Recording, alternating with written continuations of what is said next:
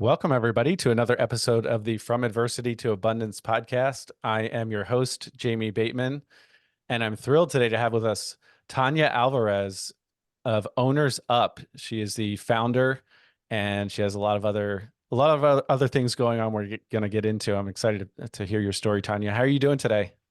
Doing great. Thank you for having me. Absolutely. This is going to be a fun one for sure. I haven't recorded in a little bit, so you're gonna have to keep me on my toes. This will be fun. Okay. So for the listener who's unfamiliar with you, who are you and what are you up to today? Yeah, so right now, I started my first business at 25, grew it over 1 million within the first year, sold it, invested in others, and I am actually doing Owners Up. It's something I wish I had on my journey of entrepreneurship. And what ends up happening is here I was training for the Boston Marathon. And even though I was a collegiate distance athlete, I still joined a team of people, even though I knew exactly what to do and what to train for, because just like business, running a marathon, you sign up, you're excited, and it's a long journey. And you want Absolutely. peers to encourage you, a coach to see your blind spots and kind of course correct you. And I realized that when I was growing my business really quickly, I didn't have anybody. And I wanted that constant feedback, that constant accountability, that system to move me forward and not be, let's be honest, a workaholic. There's so Sure. many workaholics. So that's what Owners Up Absolutely. is about. Think of it as a CrossFit for small businesses. Okay. Awesome. So just before we jump into your backstory, so for you personally, what does a day in your life look like? What's a typical day look like for you? Wow, it's still different. Now I have two kids. I have a 1.5-year-old and a 3.5-year-old. So, you know what, how everybody always talks about do this in this morning, do this. I'm like, no, my mornings are sometimes I wake up before them, but like be very quiet. I feel like they have bat ears and you can hear me and Mm. smell me. And so they wake up. So what I usually do is I wake up and until they're out the door to go to daycare, my day doesn't fully start in the sense of my Hmm. personal homework. It's Sure. all about them. And then Got after it. that, I make sure I have a ritual of really closing up my day and being present with my kid.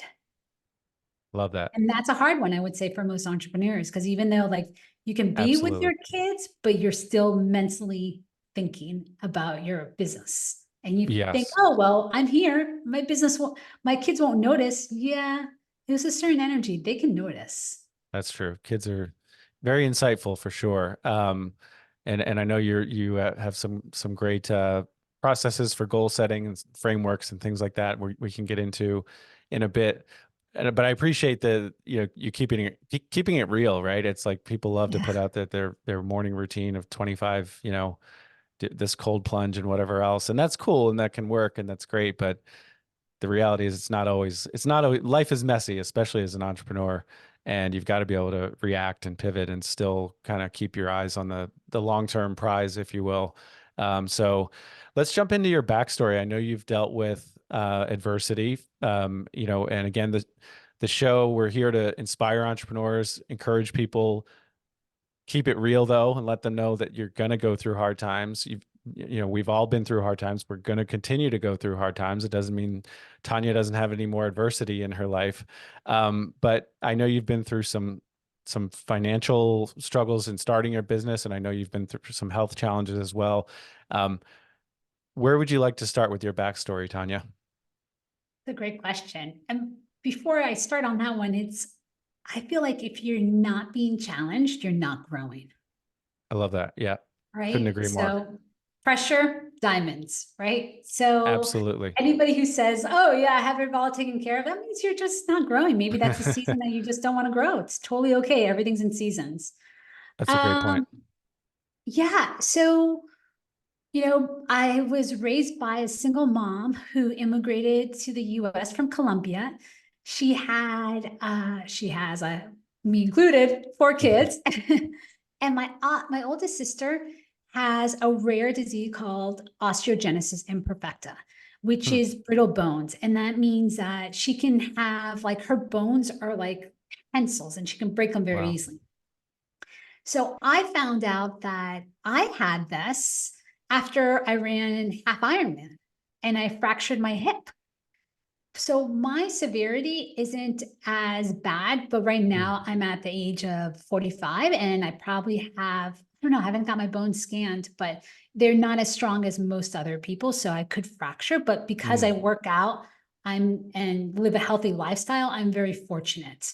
hmm. So in the osteogenesis imperfecta, kind of like the worst is kid gets the baby starts breaking bones in the womb, in the stomach, and then they're born and some die 2 days after. And Wow. then the next level could be like a level of my sister's where she's a wheelchair user, and she breaks a Mm, lot of bones. She's broken over yeah. 200 bones.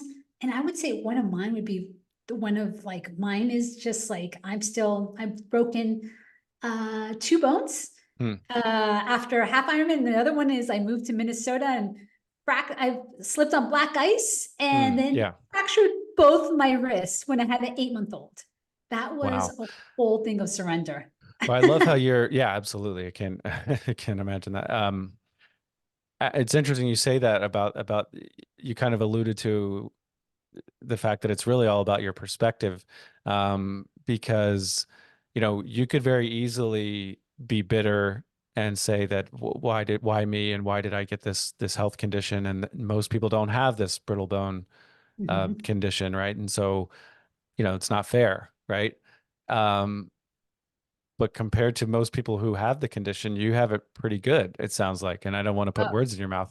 I I have just it really good. And even when I yeah, fractured, I will say, when I found out running was my identity, and when I found out that if I continued running, I would have a hip replacement, I was a little down the next day. And then my sure. sister, who has OI, she says, after your bones are healed, you're gonna be able to walk and do Mm, things. yeah, And yeah. that like was like, boom, got me out of Yeah, it in yeah. days. And Well, so I'll just chime in just briefly. And I won't go too far into this, but we actually just found out about, so my son is a teenager, and it's taken us 14 years to find out that he does have a genetic condition that's really rare. And again, I'll save this for another episode, but I shared with him the other day that when we just found this out, we shared this information with him as well. And so he's had some real challenges associated with this for his whole life.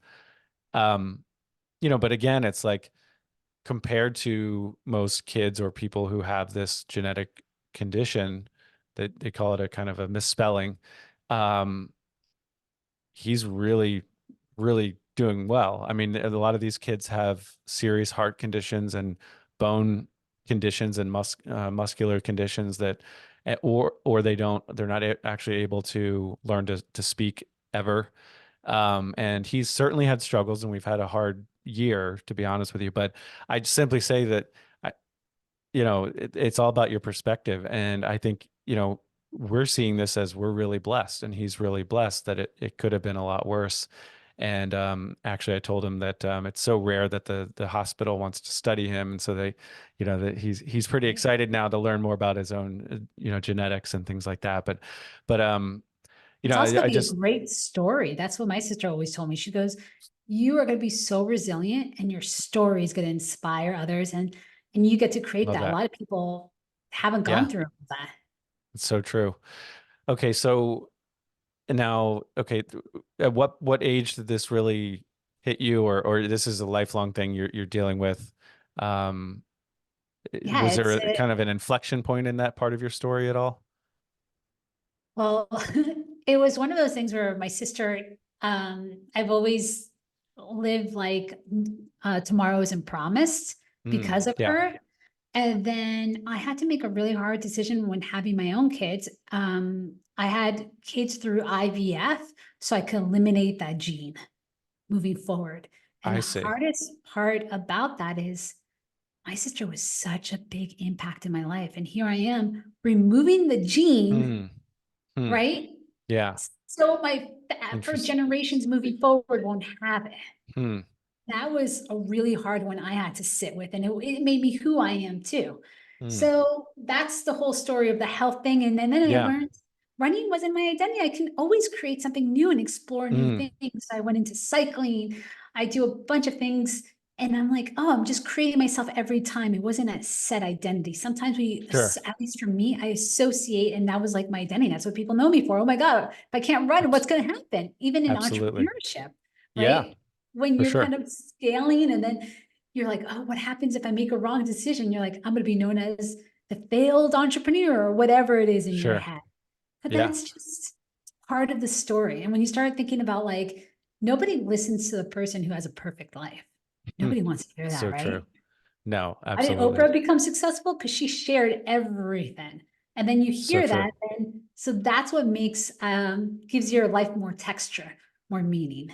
I love that. Yeah. And we have had, we've talked on other episodes about, we had a professional baseball player who had a very short-lived career because he got injured, and his whole identity was that, and it's over. Who are you now? And he's very successful now. He's a very successful business owner and is crushing it. And we keep in touch, and he's an inspiration. But it's just it doesn't. It's more impressive actually if you can pivot and continue down a different path and still have ups and downs, but find success and work your way through adversity and get to abundance. So let's talk about so you've definitely dealt with health issues for sure, and we're not trying to check all the boxes. We know that everyone has dealt with health, relationship, financial challenges, spiritual challenges. There are all kinds of plenty of challenges out there. You've definitely checked the box with regard to the health side of things. I think starting out, you started your first business at 25, is that right? Let's talk about that a little bit. Yeah, so here my immigrant mom who's raising four kids on her own, single, and I got into from my background, low income, all of it. The chances of me getting into a really good school, like a Ivy League type, Yeah. is very rare, right? And I Sure. got into Wellesley, and I was Wellesley Wow. College, and I was really fortunate, and it was an exciting time. And I remember walking in here. My roommate is third generation Wellesley. I don't know if Hmm. people know what that Yeah, means, yeah. but it's pretty impressive. That means their Sure. life is pretty stacked.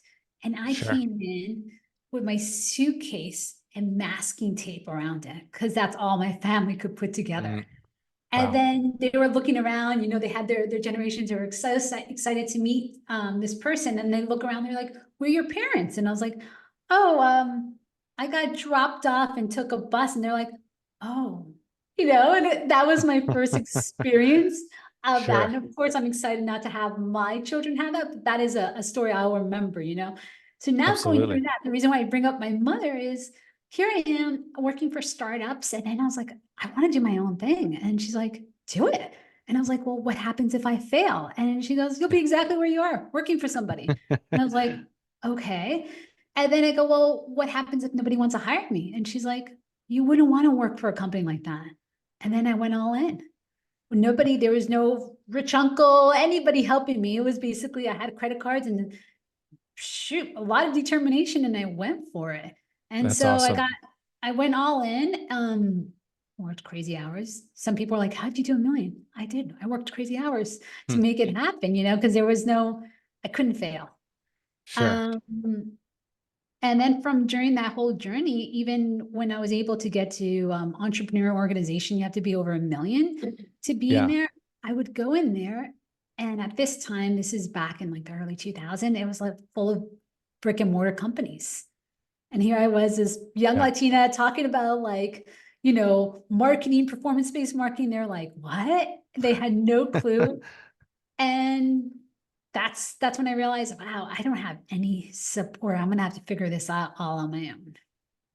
Wow. Yeah. The one thing I want to point out, I do point this out a good bit on the show, but you were bringing to your mother the what ifs. What if this happens? What if this happens? And she was actually presenting to you the even ifs. So even if you fail at this business, you're going to be back where you are anyway. So Yeah. who cares? And then you say, well, what if this happens? Well, even if that happens, and I think I don't know her story or anything, but just that wisdom and that perspective, that kind of big picture and long-term perspective, I think can really help people in decision making. And that's not to say everyone should jump into starting a business, but having that even if perspective can give you, confidence and stability in the chaos, if you will. But okay, so you start at 25, you have no money, you start a New York ad agency. How did you like just how did you fund it? How did things go for that first year? Got some clients immediately and then just proved it. And back then, this was in the wild, wild west of the internet when there was an Mm. affiliate marketing and Hmm. it just, I could go throw some numbers and out back there. But so we approached it differently. We would go to a website and we would figure out when someone purchased kind of what's called a funnel. We would go through like the pages and then we'd say, hey, if we generate this leads or generate this sales, we want a percentage, and we would handle everything. So it wasn't us presenting to the Hmm. client, like, hire us for this, Set amount. $10,000 package. We were Yeah. performing space, and that was Okay. great. We performed. Yeah. And the biggest lesson I learned, because I was naive, right? I wanted to travel before Instagram was around. Mm. Remind you guys, I'm 45. So Hmm. before all of this and was trendy, I was like, I want to go to Peru. I want to go to Machu Picchu. I want to travel all these places. How the Sure. heck can I pull that off? Well, the only way to pull it off, and I tell people to do this now, is take a 2-week off to a country where you have no access to internet. Hmm. You'll realize if your business can survive without you. And That's so that great. also helped me understand, like, I remember heading to hike Machu Picchu, and there at that time there's no internet connection. So before that, I need to make sure that my team could handle any emergency, anything, what to do, all Hmm. of it. I create systems I didn't even know I could do. Sure. Yeah. And yeah, they were able to handle it. And I was able to create leaders from there and then take on more and more vacations. I love that. And they say, I guess necessity is the mother of all invention or something like that, right? So you kind of had no choice if you wanted to take this 2 week trip Yeah. to create these systems and rely on others. Yeah, it's much easier said than done. It's easy for us to sit here and talk about this on a podcast. Oh, I just left for 2 weeks, and it doesn't sound that crazy. I'm going on a trip for a week after Christmas, and I'm pretty sure I'll be working, to be honest with you, so much easier said than done to peel yourself away. That's when you really learn if you have a true business or not, or just a job where you work for yourself. Um, Or I wonder if you could just, I don't know, work for an hour. Or the belief yeah, I put in myself, I said, no matter what my team does, there's nothing that I can't do that can clean up their mess. and again, that's that even if. I love that. Oh I've told yeah, my team that right. before too. Like, hey, you can break stuff, but we can fix whatever you break. I mean, it's not saying just be throw caution to the wind entirely, but it's okay. We can fix it, whatever it is. Um, okay, so you got to from 0 to 1 million in revenue in the first year. I mean, that's incredible. One of the other things I took away that when you were talking was um, that you got clients first. So one of the mistakes I've made in business, and every industry is different, but is the whole thought process of build it and they will come, you Oh know, yeah. and versus get some clients and then kind of build your business as you serve those clients. Can you speak to that at all? That kind of By mindset the and way, that I approach? have done both mistakes. Got it. Got it. So one mistake that I learned very quickly when we were building out a site, it was this like product view site, all this cool analytics, and we're like, this feature is going to be great. We didn't want to release it until that feature happened. And then guess what? We released the feature, crickets. Nobody freaking Hmm. used it. And that was the biggest lesson I learned, because there was so much money we invested in that tech, just everything. And then so you always test it. I always tell people, test it. Minimum viable product, test it. If you want to sell something, a product, before you make that jump, Sure. even if you're working for somebody, go sell it or get a case study and see if they were like really amazed by it. Now, Yeah. real estate's a little different. I don't know how you could Sure. test it, but Yeah. I'm sure Yeah, maybe there no, could well, yeah, we can be. get into, we'll save that for another episode, but certainly, I mean, this is the point of the podcast, is to share mistakes we've made and lessons we've learned so that other people other entrepreneurs and the listener don't have to make those same mistakes. So, okay, so this was 20 years ago. Walk us through kind of, I mean, this is going to be very broad brush, but your entrepreneurial journey since then. So because all those crazy trips I did, I realized, wow, my team doesn't need me as much. This is pretty cool. And then I was like, I built a pretty cool team. Why don't, and all these other companies would come to me and say, hey, would you want to be part of my company? And I was like, sure, I'll take a percentage. Let me be your CMO. And then the Nice. thing is, my team could just come in. I did the strategy and it was executed. So I was kind of involved in a bunch of businesses, which was really cool. But then there was one time where I had three other partners. I was the only one who was single and had no kids Mm. and raising money. You were doing all the work. And then they wanted me to be the CEO Got it. and raise the money. And here I finally got somebody. We were about to sign the papers. And then I said no. And I pulled. And then the investor pulled. They weren't happy, but I'm friends with one of the partners still. Hmm. That was a big, hardest decision, one of the hardest, Hmm. because it was not, it was one of the things where it's like, I always wanted to be like in your 20s, you know, especially from my background, I wanted to, there was a little chip on my shoulder that I wanted to prove, be that entrepreneur, right? Sure. And there was this chance, but then I was like, wait, what about if I work myself? I never have family, I never have kids, because I know myself of one of those people who'll do everything to achieve it. And Yeah. that's when I had to have a reality check. Mm. And I what is see. it at all costs? It's kind of like running, right? I wanted to run in high school, to run and get into like Division 1, ended up at Division 3, even though I got full scholarships to Division 1 because of the education. And then I had to think, do I want to be a professional runner? Well, luckily Right. I didn't, because I would have figured out later on in my life that I wasn't able to full on. But the whole Sure. point is, what's the cost that you're willing to Yes. do? And I don't think Right. people understand that. They see like these happy reels of like entrepreneurship, but Yeah. you have to know the cost to know what you're Absolutely. up. I love that. It's very real. And we try to keep it real on this on the show. And again, it's yes, I couldn't agree more. It's everything has a cost. Everything has pros and cons, right? Everything, if you're spending your time and your focus somewhere, there's an opportunity cost. And so it's not to say you shouldn't do whatever it is, but just know there's a cost to it.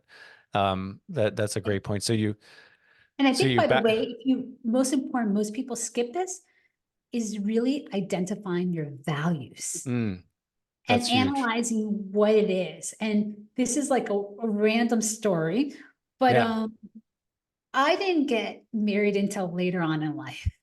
And I would be one of those people who would be in relationships and somehow was like, oh, I didn't want to commit. Then finally I was like, oh, I need to be in a relationship. Mm. And when I analyzed my values and then rank them, I was no longer in that gray area of meeting Mm, people. You ever met somebody and you're like, everything's gray up, but you keep going because you see everything else is great. So for example, I was dating this guy who was in Series B, entrepreneur, family oriented. But guess yeah. what? When we would get together, it was almost like if I fit in his schedule. Hmm. And that's not what I wanted, even though my Sure. values, like, so I had to rank my values to see what it was important. So if I wanted to be one of those people who was kind of like, we were a power couple or whatever you call it, and like we Yeah. met Yeah. each other Yeah. and it was like that, that wasn't my value. But I Right. needed to know that before I continued Yeah. to invest in. Sure. You didn't want to be just waving in the hallway and, Yeah. And, you know, and some people like, commit to that. right. Absolutely.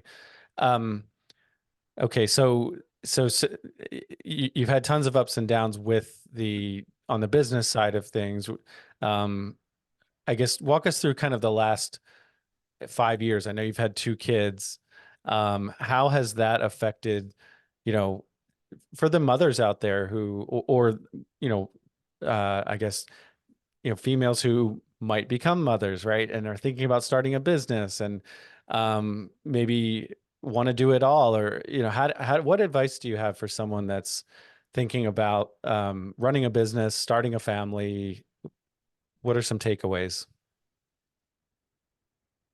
Um, I'm just trying to think of the biggest takeaway. It's almost like running your business and going on vacation.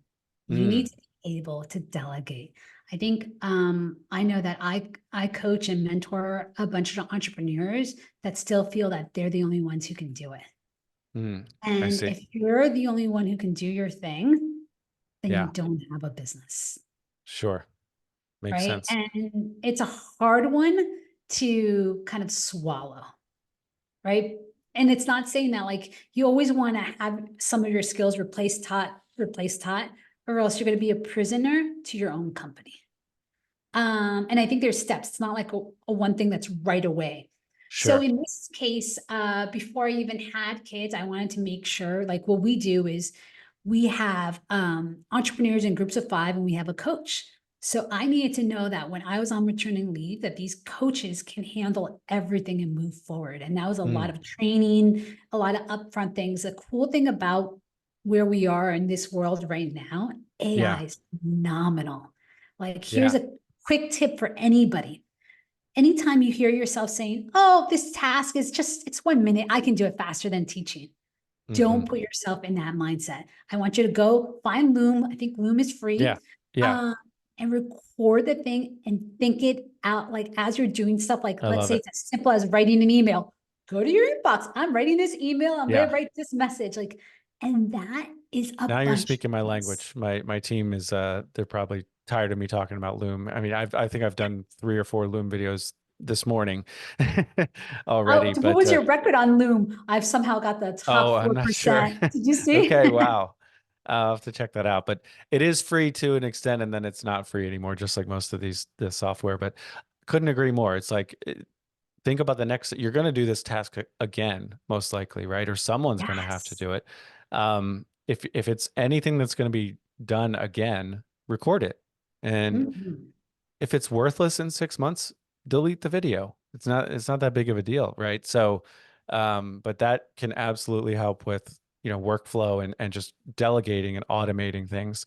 Um, so Also, by the way, Zoom is definitely worth paying for. I don't know what I yeah, pay. The it- AI is phenomenal on that. It'll yeah, even make your it job is. easier. Absolutely.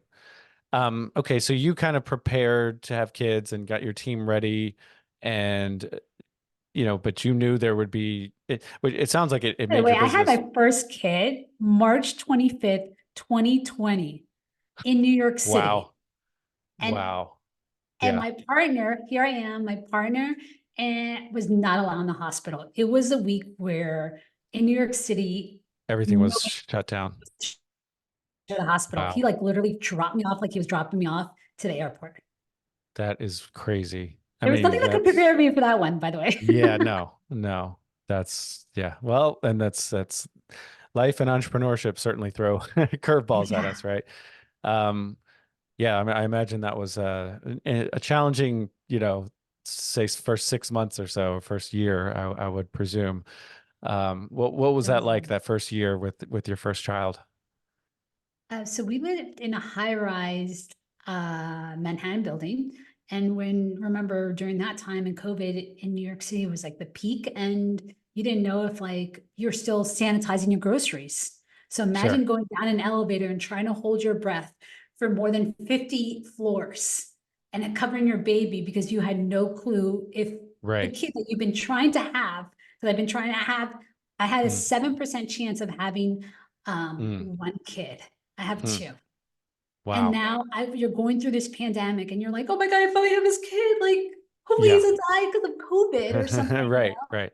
Sure. So getting past that, then I lived in New York City for 20 years and then I can run my company. I've made sure that any company I've always started up, I can run it from wherever. And my husband had a great opportunity in Minnesota. We don't know, have any family and friends here. Hmm. And we moved here in August 2020. Okay. Wow. And so we're Right. here and we really love it, which is surprising for me because I never, New Yorkers, once you're there for a while, it's hard to leave. Sure. Absolutely. So that was a big change. For sure. I I know one of the personal interview topics you've talked about before is how you built your advisory board to meet your husband. Can you touch on that briefly? Yeah. So part of it, what I was saying is literally like writing down your values. And then I had to analyze like what do I do as a default? And then I found people who this is a quick version of it, but Yeah. found people who had happy marriages and people I respect. And then they Yeah. had to hold me accountable on dates, and they were Hmm. actually swiping for me on Tinder. Okay. Oh, So wow. Yeah. I would have not swiped on my husband because of one picture. I was in this, like super in little, like, oh boy, Yeah. what is that picture? Did he could have done a better picture. Where the other person's like, oh, look at everything they wrote. This is great. So anytime they had to Sure. swipe, I had to go on a date with the person. And then I had to go on a date more than one time. And instead of finding everything wrong with the person, I had to find great things about them. So it's this whole It's awesome. accountability because I Yeah. think we do a lot of mindset stuff, and mindset isolated doesn't work. Everyone always tells you if you go to any personal development stuff, they Yeah. always say, find others, bring this to Yeah. others. It doesn't work without it. It's like if For you, I sure. don't know, health wise in our house, like I'm lucky, my husband is on the same page. We Yeah. have really healthy food. There's nothing Yeah. where I'm like, kind of like, oh no, Tempted. here's yeah, tempted. There you go. Yeah. So you have to align yourself. It's really good to have other people. And that's Sure. me doing it on myself, that having that accountability, finding somebody, I would have slipped into my old patterns. And I No, wanted to that's actually make that change.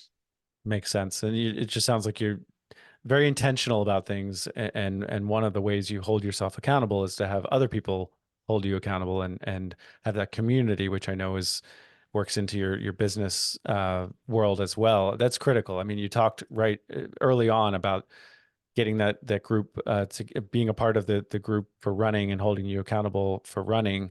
And people talk about, well, why do why does that person need a coach? They're Yeah. amazingly fit. And it's like, well, that's why they're fit, because they have a coach and they have a community. And that's, Tiger Woods needs a coach, right? I mean, everybody who excels at Everybody anything. has like a squad, and people don't realize that. This self ex- myth is self-made is total myth. I love that. And look, you came from not much, right? It's, I mean, financially, and you've overcome quite a bit. But I couldn't agree more. I hate the whole self-made thing myself. It's just, it doesn't exist. Certainly you have made decisions and are and your own personal mindset and behaviors are big factors in your success, no doubt, right? But you couldn't have done it alone. Um, so I love all that. So By let's the way, let's yeah, on based on that, what most people don't think is like they assume that successful people always have this amazing mindset, determination. You mm, do. There are times where you're going to get slapped. absolutely, Every professional, everyone gets it. And you need for sure. people to kind of like remind you of who you are and why you're that. Because when you're down, Absolutely. like I'm sure you've been through it where you're like, is Yeah. my business going to go down or what's going on? Or like, and you need that support to get you moving forward and get you back on track. 100%. Um, let's fire off. I'll fire off some rapid fire questions, and then we'll talk more about your business today and how you're helping people. Um, what is one thing that people misunderstand about you, Tanya? That's a great question. Such a great question. I'm I thinking always about the say I answer. say rapid fire, and that one usually stumps people, to be Yeah, that's honest. not a rapid fire That's not a one. rapid fire one, but I think um, I actually got one.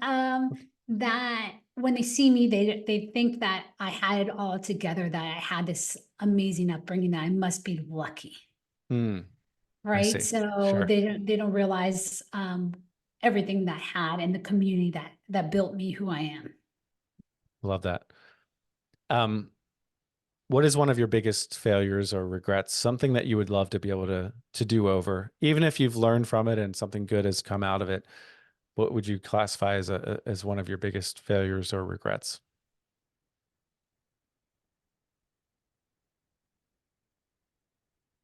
These are not fast.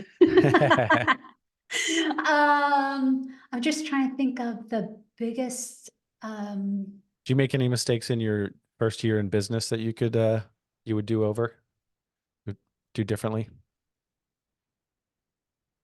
It's funny because I've already had the story in my head. Like I do a real good practice of journaling and saying, okay, this failed. Like, how do I frame it? What do I learn Yeah, from it? So sure, now the sure. story's already in there that I don't even have the It's regret. It's so sure. weird. Well, that's good. That's good. So maybe the regret could be like giving people more opportunities in relationships, right? And Okay. because as I told you, I would Yeah. swipe or like Yeah. just wasn't committed as much. Sure. Okay.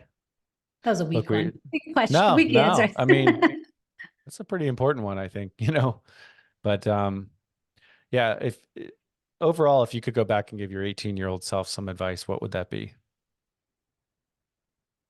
That to be vulnerable and to Okay. share themselves. Cause I always had to come across like I had everything together. Even that story of the whole suitcase and the masking tape, Yeah. like that took me a while to actually be like, yeah, I did that, but instead Yeah. I was always trying to fit in. So growing up, in a household where we didn't look like everybody else, we Yeah. were so busy fitting in. And now I realize that the key is just to be different. And Yeah. that took me a while. So it's almost telling that 18-year-old embrace why you're different. And that's going to be your Sure. strength later on. Love it. If you could have coffee, I don't know if you drink coffee, but if you could have coffee or a drink or tea or anything with any historical figure, who would you choose? They could still be alive today. One I would love to have is Sarah Blakely, Okay. the founder of Space. I really she's one of the Yeah. few that actually raised their family and build a business. Awesome. We have not had that answer on the show. If you were given $10 million tomorrow, Tanya, just no strings attached, whatever you want to do with it, what would you do with it?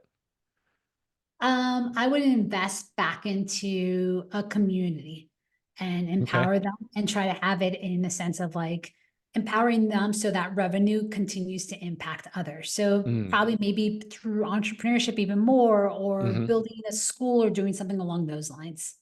Great answer. If you had to eat one meal for the rest of your life, just pick one meal that you'd eat every day for the rest of your life, what would that be? Is I feel like I eat chicken almost every day. So I guess continue chicken. I don't know. It's a good But one. actually, have you ever heard that guy? I think the author's name is Mark Manson or something like that. And Yeah, I think I know who he you're has a talking about. great book. And he's like, when you think Yeah. about entrepreneurship, think about eating your favorite dessert or whatever it is and eating it every single day. And if you're not bored of that, then you should start that business. That's great advice. I think is he the one that wrote The Subtle Art of Not Giving an Yeah. F, or is it okay? Yeah, that's him. We'll just keep it clean and say F, but you know. Um, what's a struggle that you're facing in your business right now? Right now, it is more in the sense of doing my own copywriting. I want to start writing. I'm going to be writing a book soon. And I also have dyslexia. Hmm. So that's one of the big challenges. Like I just knew I had to work harder on that. So getting myself comfortable with writing and sharing my Hmm. stories. Okay.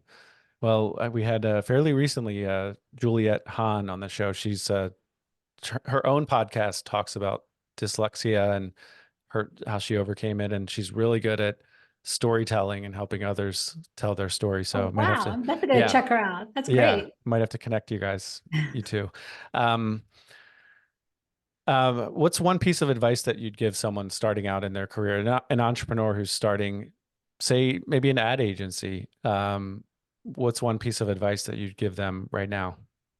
To anybody who wants to be an entrepreneur and even an agency is first go to your network, do a simple email and say, hey, I'm doing this. Do you know anybody who would benefit from this?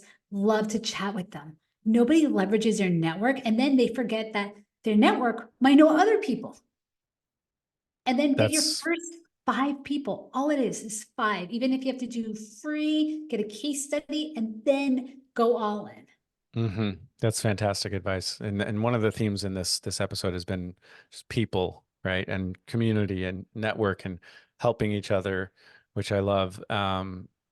Yeah, absolutely. Instead of the whole build it and they will come thing, it's like, no, play to your strengths. Who do you know that has done this before or can help you do this, and then go get 5 clients. I love that. That's great. Um, if you could try any occupation other than what you've done before, something totally random, what would it be?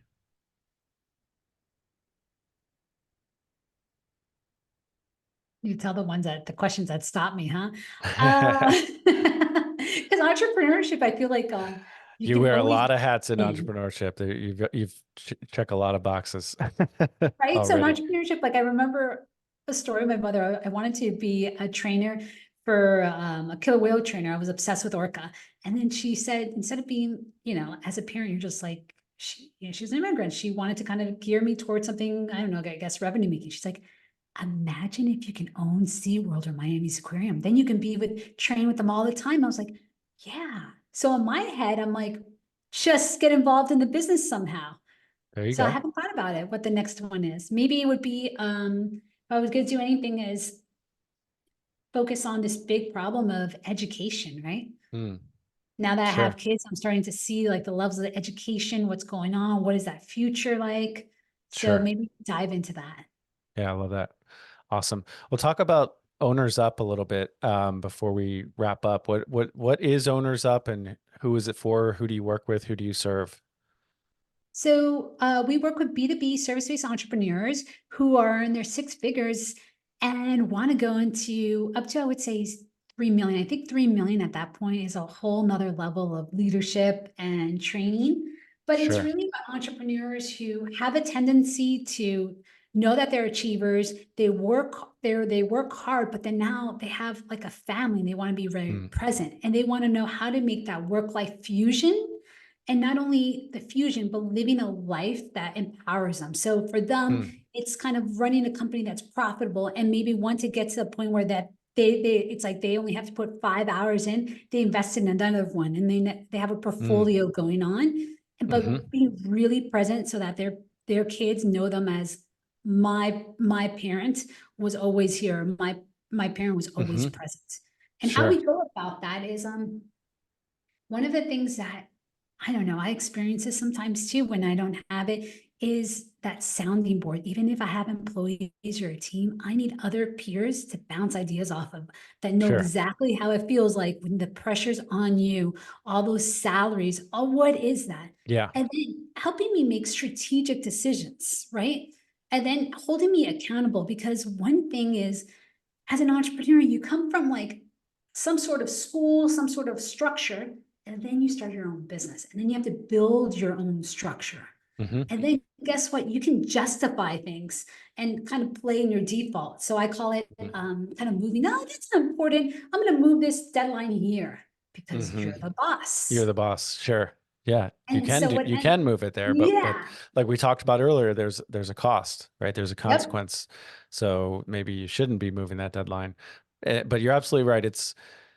You are in charge, and so it's easy to kind of let things slide or move different things, but also entrepreneurship can be a lonely space. Even if you're busy and working hard and interacting with people, not everybody knows what that's like. And so I think having a community like you provide, and that group-based um, accountability structure, and it sounds like some coaching and things. I think that's huge. And I think more than ever, people are really in need of this kind of. I think this is, I mean, just with the virtual world, which is great, it has certain benefits for sure.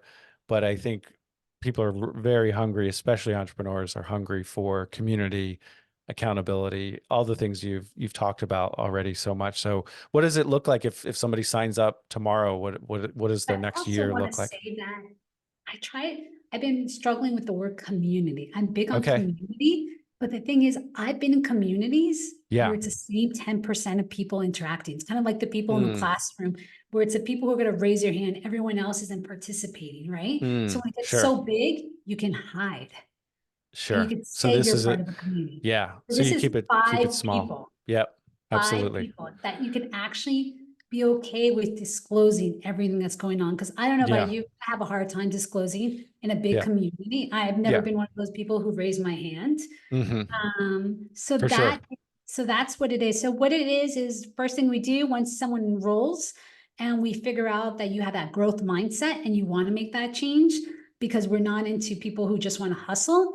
Mm. We do an audit, and then we help you understand what your default is and where your strengths are, like where you should actually be Mm. growing. Because Okay. sometimes as an entrepreneur, we like to do what's natural to us, right? Instead Sure. of what we need to do. And then Okay. from there, you have a weekly 1 hour call where you're held accountable to Mm. what it is that you decided. And we do it in a fun way where accountability is not by having someone paying like, hey, if you don't do this, you have to do $10. It's more what we found accountability works is you take on a challenge that's going to move you, but then it's immediately. So if they miss a goal or something that they said, they have to sing a song in front of a group. Oh, And that wow. works. So what ends Wow. up happening is your inner critic, who usually would push off this, whatever, this task that you need to be held accountable to, you're like, oh, I'd rather not sing a song. I'll just do this Yeah. task. Just do And so it. it Right. gets over your perfectionism too. Hmm. Interesting. Yeah. Yeah, because that's a huge part of entrepreneurship because I can be pretty analytical, but it's like it has to be good enough or else it's just not going to work. It's not going to be Yeah. done. So yeah, you do have to get over that perfectionism. Um, yeah, I'm in a mastermind group that's a little bit of a larger group, but then we have smaller groups now that are where we meet monthly, and it's kind of a similar, not the exact same thing, but a similar thing where I feel much more comfortable opening up as opposed to, sharing in the larger group and occupying everyone's time. And we really get to know each other on a, much, just much better in the smaller group. So, um, that's great. So what's the business look like as we wrap up here? What's your business look like in the next year? What's 2024 have in store for you? So 2024, I will have some part of my book done. And the journey of the book is to help people understand that sometimes you have to build your squad that you need to achieve any monumental goal. And I think that I didn't realize this till later on that I was really lucky to have my family who was super supportive. But there's other people who have a family that might not be encouraging them, and not because they don't believe in them. It's just that they're scared, like, oh, if we don't want, like, if you do this and you fail, we Yeah, don't want you to be it's sad, or, we want you to be financially sure. successful. So sometimes you don't have the right support around you. And Yeah. so how do you create that? Mm, And how do you find that's the great. people who are going to move you forward? And so I Yep. believe that anybody, no matter where you're at, if you have the right squad, you can achieve any monumental goal. Love it. There's that intentionality again. That's really good. So, speaking of a book, I didn't ask you, do you have a book or two that you could recommend for our listener? There was a book I just recommended. It was Dan That's true. Martell, Buy You Back Your did. Time. Yeah, That's right. it's a really good one. Yeah. Dan Martell, Buy Back Your Time. I think you recommended that one to me before we hit record. So that's really good. Um, awesome. And then of course your own book. I'm assuming you don't have a title yet for it. Yeah, I thought about Squad Up, but we're still playing around with Got it. it. Awesome. That's great. Well, Tanya, I know you got to run. I know you got to get to your workout. We appreciate you squeezing us in here. Where can our listeners find you online? Yeah, they can find me on my Instagram, Tanya C Alvarez. So the letter C Alvarez, and then DM me and I'll send you any frameworks you guys want, accountability, or how to get there. Achieve your goal. Fantastic. Last question. What is one question I have not asked you that you wish I had? Anything you want to Uh, cover?